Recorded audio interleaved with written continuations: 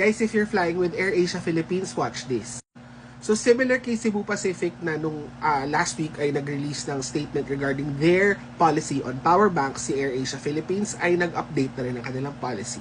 This actually is just in line with the regional AirAsia counterpart, yung main airline.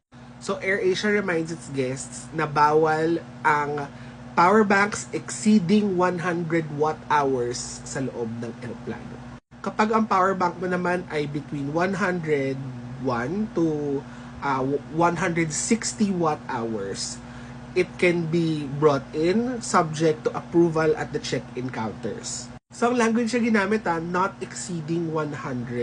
So, kapag 100 watt-hours yung power bank, pwede pa yun.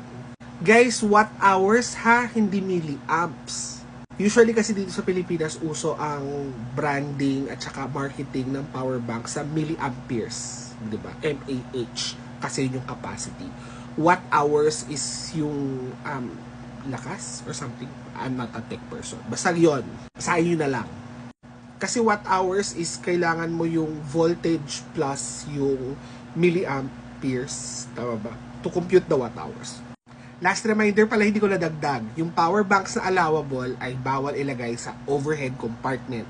Ito dapat ay nakalagay either sa seat pocket or sa bag sa ilalim ng upuan. So guys, happy traveling!